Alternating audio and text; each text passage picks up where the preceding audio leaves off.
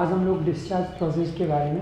Discussion करेंगे कि patient जब ट्रीट हो जाता है उस समय डिस्चार्ज होने वाली प्रोसेस के बारे में क्या करेंगे, डिस्कशन करेंगे। कि देखते हैं ये स्टार्ट कब हुआ था। तो इंडियन मेंटल हेल्थ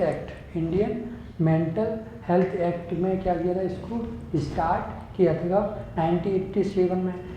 बताया था डिस्चार्ज प्रोसेस के बारे में। डिस्चार्ज प्रोसेस के बारे में किस चैप्टर 5 में इसके बारे में डिस्कशन किया था कि पेशेंट को हम कब डिस्चार्ज कर सकते हैं या डिस्चार्ज करने के क्या क्या प्रोसेस होते हैं, डिस्चार्ज क्यों करना है, तो क्या क्या था उस चैप्टर के बारे में हम देखते हैं। किसमें, चैप्टर 5 में डिस्चार्ज प्रोसेस के बारे में। तो डिस्चार्ज मतलब कि कहीं ना कहीं पेशेंट को क्या किया है, जब वो कहीं ना कहीं मेंटली डिसऑर्डर से सफ़र कर रहा था, क्या कर रहा था, जब उसके अंदर मेंटली डिसऑर्डर थे तो हमने पेशेंट को क्या किया था, एडमिट कराया। जब वो एडमिट कराने के बाद उसका क्या प्रॉपर ट्रीटमेंट चला, अंडर ऑब्जर्वेशन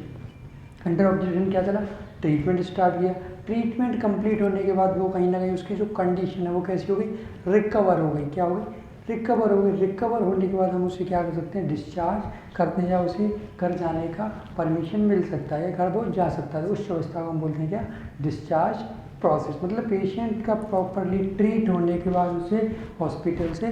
लीव कर दिया जाए, छोड़ दिया जाए, उसको रिलीज़ कर दिया जाए, उस अवस्था को हम बोलते हैं डिस्चार्ज प्रोसेस। तो डिस्चार्ज प्रोसेस के कितने टाइप्स के होते हैं, तो मेनली हम देखते हैं तो 4 टाइप से हम क्या कर सकते हैं, पेशेंट को डिस्चार्ज कर सकते हैं, मेंटली इल पेशेंट को।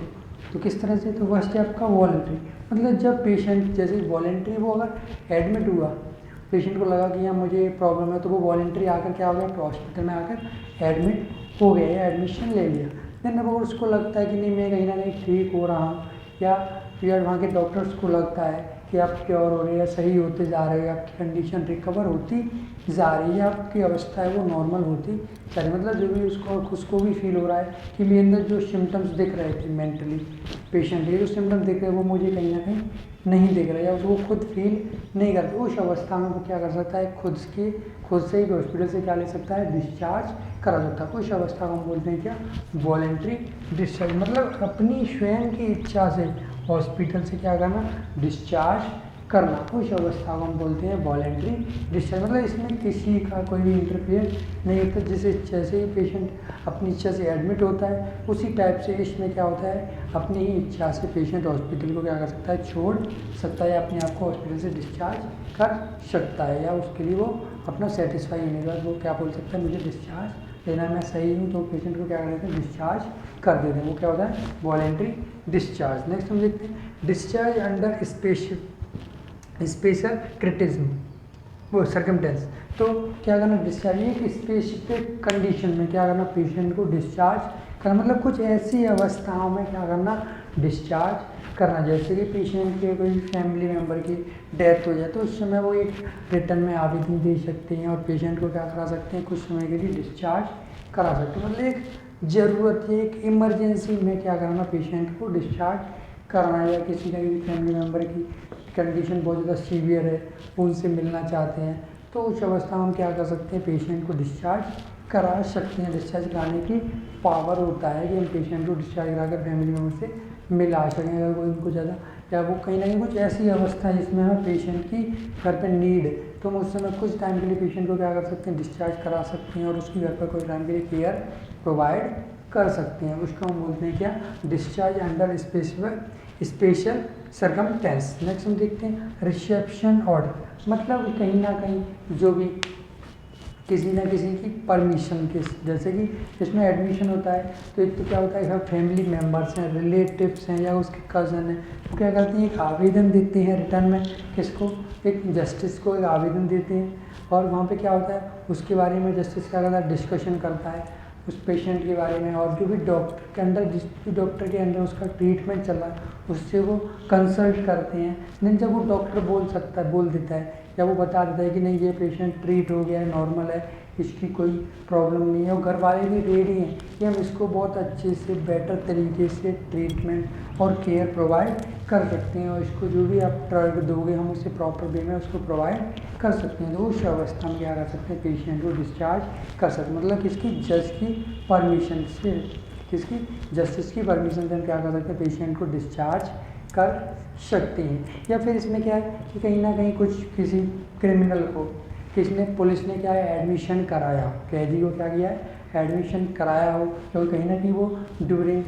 क्राइम किया, उसके बाद उसे जेल में बंद किया, पर वो कहीं ना कहीं उस समय क्या हो गया, मेंटली इल हो गया, तो उसे क्या कर सकते हैं, जब वो एडमिट करा सकती है, जब वो स्वस्थ हो जाएगा तो उस समय पुलिस क्या कर सकती है, एक अधिकार है पुलिस के पास कि वो लेटर लिख के जज को दें और जज क्या कर सकता है, उनको डिस्चार्ज करने का परमिशन प्रोवाइड कर सकता है। उसकी अवस्था के बारे में अच्छे से पता लगाकर पूरा इंफॉर्मेशन कलेक्ट करके, हाँ जब डॉक्टर बोल दें कि नहीं प्रोग्रेस करने की प्रॉब्लम पेशेंट है, उसको हम डिस्चार्ज कर सकते हैं, तो उस अवस्था में क्या कर सकते हैं, पेशेंट को डिस्चार्ज कर सकते हैं। उसको बोलते हैं रिसेप्शन ऑर्डर, मतलब या तो कोई फैमिली मेम्बर या कोई भी पुलिस अधिकारी उसके लिए क्या है, लेटर रिटर्न में लिख कर दे दे कि हम पेशेंट का ट्रीट हो गया, सही हो गया, हम पेशेंट की अच्छे से केयर प्रोवाइड कर सकते हैं या फैमिली मेम्बर उसकी केयर अच्छे से कर सकते हैं, तो उस अवस्था में पेशेंट को क्या कर सकते हैं, डिस्चार्ज मिल सकता है। नेक्स्ट हम देखते हैं discharge of mentally ill criminal.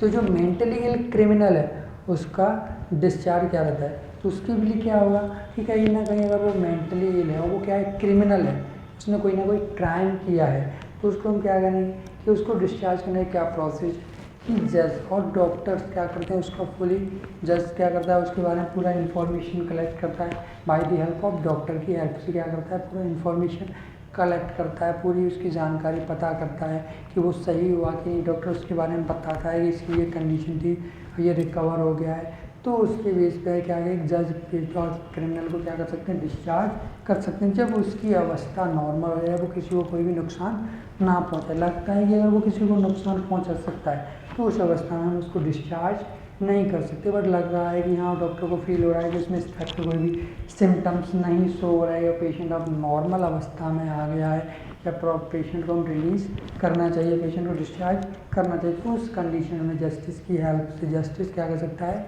एक परमिशन दे सकते हैं और पेशेंट को हम क्या कर सकते हैं, डिस्चार्ज कर सकते हैं। तो ये कुछ मेथड थे या कुछ टाइप्स थे जिसमें हम क्या कर सकते हैं, पेशेंट को डिस्चार्ज कर सकते हैं। फर्स्ट था कि पेशेंट अपनी खुद की इच्छा से हॉस्पिटल से डिस्चार्ज ले सकता है, मतलब उसकी अधिकार है, वो क्या है, खुद से एडमिशन लिया तो खुद से वो क्या कर सकता है, डिस्चार्ज कर सकता है, या कहीं ना कहीं कोई इमरजेंसी कंडीशन या कोई सिचुएशन है जिसमें हमें पेशेंट की ज़रूरत है या घर पर उसकी नीड है, तो उस अवस्था में हम क्या करें, जज को एक लेटर लिख कर परमिशन लेकर हम क्या कर सकते हैं, उसको कुछ समय के लिए डिस्चार्ज करा सकते हैं और घर पे ला सकते हैं, फिर देन उसको फिर से एडमिट करा सकते हैं नीड होने पर। नेक्स्ट है आपका रिसेप्शन ऑर्डर, मतलब कहीं ना कहीं कोई फैमिली मेम्बर्स या पुलिस ये लोग क्या एक रिटर्न में लिख कर दे दें कि हम उसकी अच्छे से केयर करेंगे, उसको सारी फैसिलिटी प्रोवाइड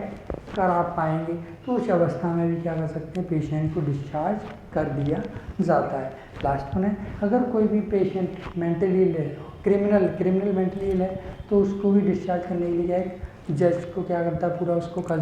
किसमें कस्टडी में लेते हैं, उसको पूरा इन्वेस्टिगेशन करते हैं, फुली उसका इंफॉर्मेशन कलेक्ट करते हैं, किसी डॉक्टर से कंसल्ट करते हैं, डिस्कशन करते हैं, देन उसके बाद कोई निर्णय लेते हैं और उसको पेशेंट को क्या कर सकते हैं, डिस्चार्ज कर सकते हैं जब वो किसी को कोई भी नुकसान नहीं पहुंचा है, तो उसको हम बोलते हैं क्या, discharge of the mentally ill criminal. तो इस तरह से क्या कर सकते हैं, हम पेशेंट को डिस्चार्ज कर सकते हैं। तो आज हम लोगों ने डिस्चार्ज प्रोसेस के बारे में डिस्कशन किया कि ये कब स्टार्ट हुआ, तो 1987 में कौन से चैप्टर 5 में क्या इस डिस्चार्ज प्रोसेस के बारे में बताया, किसमें, इंडियन मेंटल हेल्थ एक्ट के अंदर। तो आज हम लोगों ने डिस्चार्ज प्रोसेस के बारे में डिस्कशन किया। अगर इस टॉपिक से रिलेटेड अगर आपको कोई भी डाउट है तो आप मुझे पूछ सकते हो। Thank you.